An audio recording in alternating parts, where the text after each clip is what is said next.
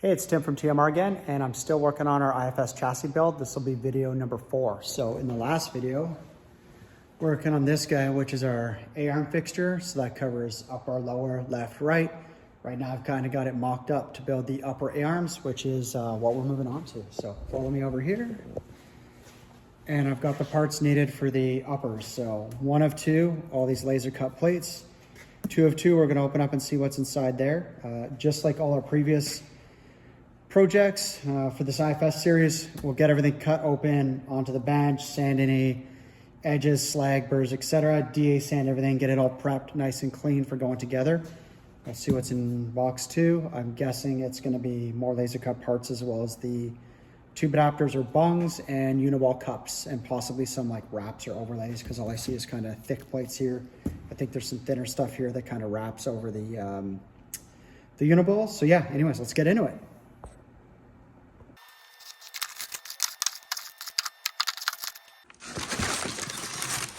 Cracking into box 2, and I was correct. We've got 2 of the 1.5" uniball cups.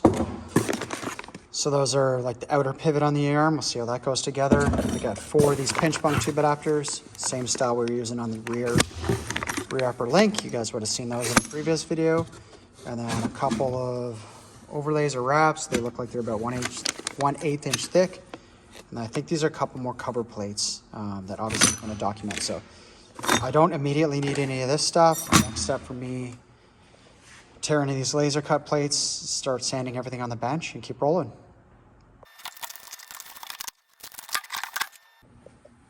Tools of the trade are going to be very similar to our other processes. So I've got angle grinder here with that see-through wheel I showed you guys before. DA sander, got some acetone. I'll need a rag or a towel for finishing that up. But yeah, we're just going to go in and clean up all these edges, looking for any burrs. If there's a burr that's gonna hold us up obviously on the fitment, so we'll sand everything out. Get all these plates cleaned up, acetone, and then move on to putting them together in the fixture.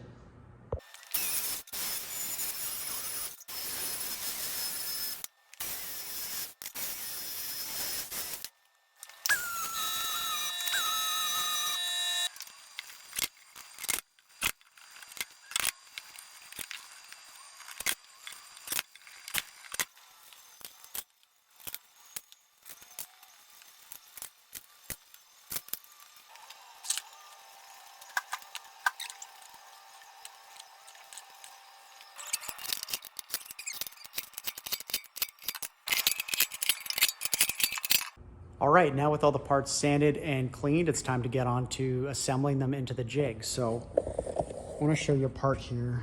This is something new we made. I don't know if we'll offer these as a part. I'll let you guys kind of tell us what you think, but it's essentially a slug. It's going to fit inside this uniball cup. And then what that does is it mimics the width of a bearing. And what that's going to be nice for is, come on over to the fixture here. That guy's going to drop right in there, and then it'll give me parallel faces to clamp onto, as well as the right width. You don't need it, like the cup floats in there, you're still going to through bolt the cup into the bearing pocket, but we think they're a little nicer, let's say. The other good thing is they can function as a slug when this arm goes out for heat treat.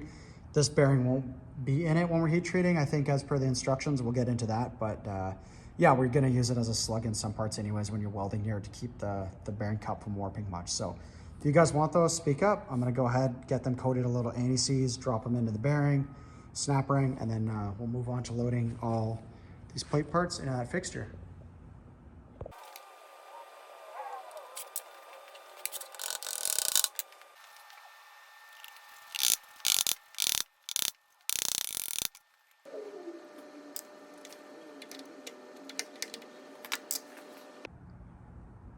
Snap rings loaded into that cup, and here's one I want to show you something. If you look at the ring, you can tell this side's kind of got a smoother edge. This one's got a sharper edge on this side. I don't know if you can see that. I think you can. But I picked up from watching Shannon Campbell had a video on snap rings for uniballs. I think he was prepping some lower AMs on his car, and he said put these rings sharp side up, not the rounded side up. So we'll go ahead and follow that. The guy's prepped a car or two in his day, so I will trust his recommendation on that.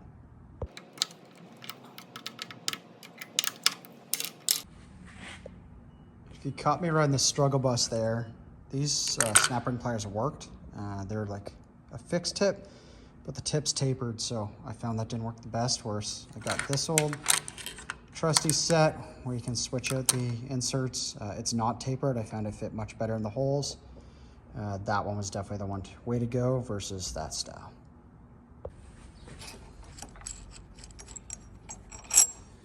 I'm gonna pull all the hardware out of these pinch bungs. We're not using it for fixturing anyway, so I don't want it to get any dirt, debris, well, we're not gonna be anti-spattering any of these parts, but we'll just tuck them away, keep them clean. We don't need them right now, so let's just get them out of here.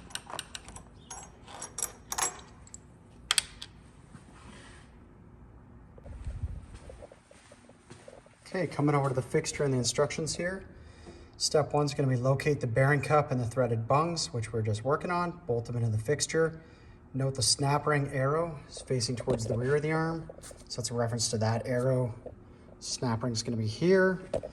And then on the threaded bungs, it makes a note that the pinch bungs are facing towards the front of the arm. So that's the bolted sections. They're going to bolt in here, first pocket, and their third pocket. So let me grab those parts and we'll get that put together.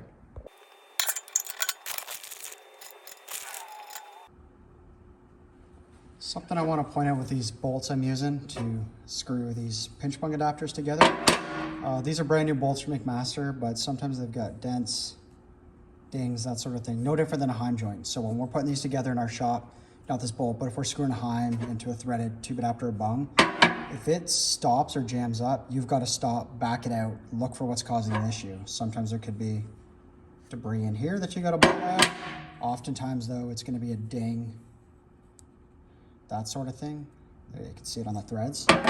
So clean that up. Don't force this through. If you force this through, you're likely to get it bound up, and now you've got a scrap bolt and a scrapped tube adapter or pinch bung. So I'm going to take nothing more than a 60-degree file, super simple, and knock out all the major ones I see now. And if I'm screwing it in and I come across something, I'll stop, back it out. But yeah, that's just a tip. If you've got a bolt, a Heim, whatever, never force it in the tube adapter. It's very likely if you do and you're too aggressive, you're going to lock the two parts together, and then nobody's happy. You got to buy new parts.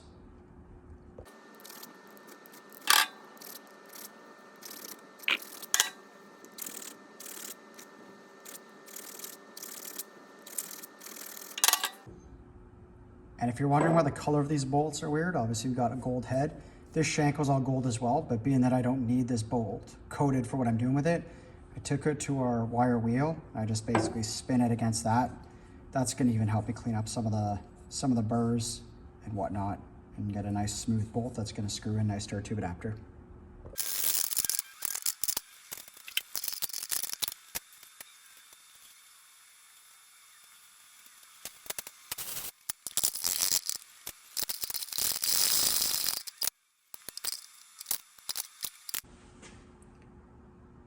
Okay, I've got those pinch bungs in, and something I did was I zeroed them. So 0 here on my Wixie, make sure that translates to 0 as well on the top of that fixture, and then zeroed it on the pinch bung. I'll do the same over here.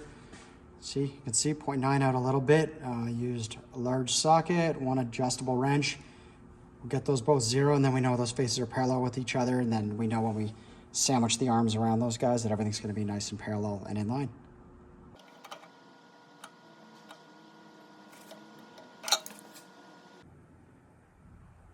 All right, so after I got those pinch bungs zeroed, the uniball cup in place, the instructions show you basically lay the bottom plate in as well as all these verticals. So I put the bottom plate on.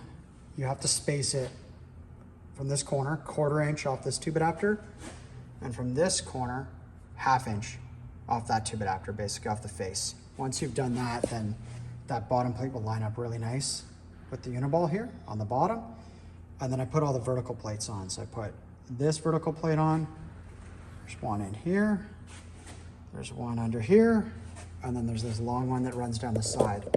I then put a very small tack on each of those after I squared them up. So I got this tack to the bottom, got this one tack to the bottom, this one tack to the bottom, outside one tack to the bottom.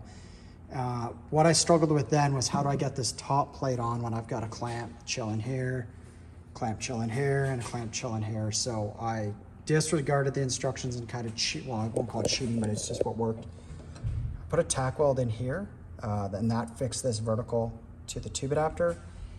And same down here. Now what I made sure is I put those in spots where I can cut the bung out because I'm not gonna have that tube adapter in there during heat treating. Once I did that though, I can pop off that clamp, pop off that clamp, pop off that clamp, and the structure's it's fixed, it's floating in place now, and then the top went on. And because I did a good job squaring everything up, the top was insanely easy to fit. I had some worries about getting the keys lined up, especially down the middle here, but it was crazy good. And then once I had that on, then I could put another clamp here, hold that tight, clamp there. Same thing, I could put some more clamps on.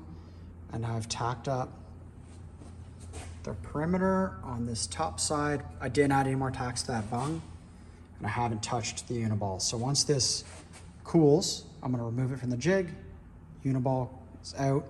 I'll cut and pull those two bungs out, flip the arm over, and we'll tack the other side of the arm.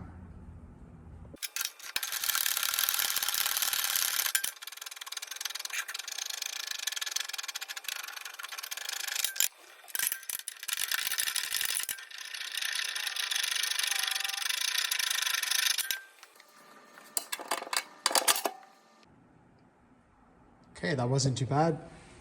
Got those long bolts out of the pinch bungs, bolt out of that guy, and the arm is out. So I've got it over here on the bench. These are still tacked in for now, but yeah, this arm's semi-built. I'm gonna have to flip it over and tack it, but what I'm gonna get started on now is building the mirror image of this arm. So this is gonna be a driver or a passenger. I don't know exactly which one yet, but I'm building the opposite of this for the other side. So I'm gonna go set up the bungs and the uniball just like I did for this first arm. Okay, I've got both bungs bolted in place as well as the uniball. So what I mean by mirrored is if we're looking at this arm, last time the uniball's down here with the snap ring this way, this one's got to go there. That's going to be its mirror image. Same with the bungs. Last time the threaded pinch portion is on that side of the fixture. This time it's on this side of the fixture. So that's how you can see that's going to be the mirror image to that arm we've got over there that we previously put together. So what I'm gonna do is, since this is far away from me on that side of the bench, I'm gonna spin the fixture around so that I just want to explain that so you know what the right orientation is. But we're building, say if that's driver, now we're building passenger. You gotta make sure you don't duplicate the instructions twice, or you're not gonna, well, you're gonna have two matching arms, but unfortunately they're not a pair like you need. Here's a view of that second arm. You can see it's all tacked, so uniball's in there, tube adapters, all the plates. So I've tacked, call it in 1 to 2 inch increments all around the perimeter, kind of put one here in these slots on the uniball, one in each of these slots here. I'm gonna let this cool down. It's still warm. I don't want to take it out of the fixture while it's warm, so it's gonna cool off. I'm gonna move back onto the first arm. You can see that's the top side I did yesterday. And I'll get a couple clamps in place. I'll tack up this bottom side. By the time I'm done that, hopefully that arm over there in the fixture's cooled off. It's ready to remove and get the same treatment.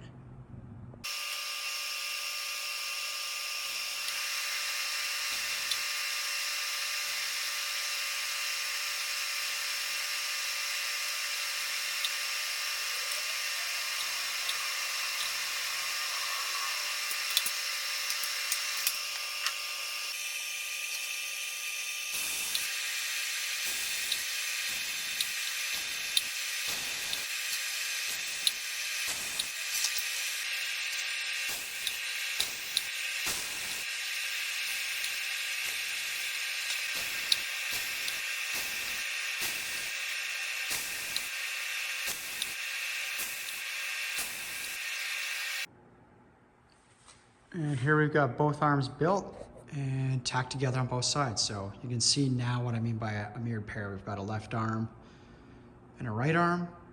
Everything's all tacked. Next job for me, cut out these 4 tube adapters, and then I'm gonna go to the other shop, grab some material to weld in some spreader bars, and I'll explain that once we get into it.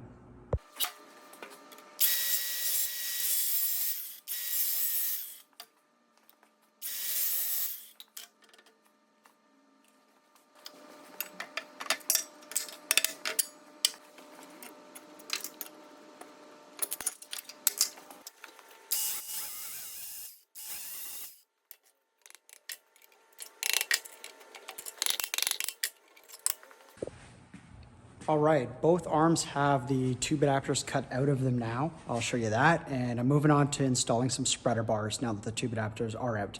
So what do I mean by spreader bar? Well, I'll show you over here. It's gonna be a heavy piece of sacrificial material that's gonna weld between here and here on the A-arm. And what that's gonna prevent is when this arm goes for heat treating, we wanna make sure the pitch of these parts doesn't warp that way, that it doesn't flex or bend like, twist like that. So that material is in there, it's strictly sacrificial.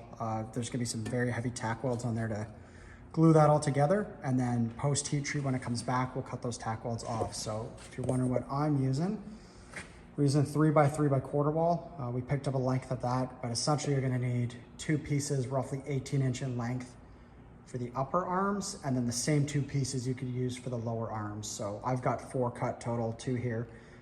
Reason being I cut 4 is I'm gonna send all arms out for treating at the same time. If you were doing 2 and 2, then you could get away with only 2 pieces. You don't necessarily have to use this size material, but you get the gist of it. It's something that's got a good cross sections, thick, and it's not gonna bend or twist. Obviously this 3x3 quarter is pretty serious stuff, but you can see I'll get it butted up here and fit nicely, and then cleaned up, and some seriously heavy tack welds in there to hold it in place.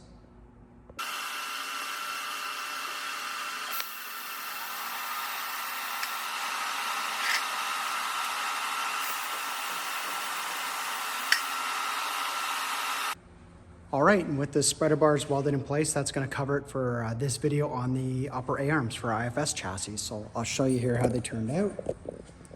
But you can see where I tacked the spreaders in there, top and bottom, this arm as well.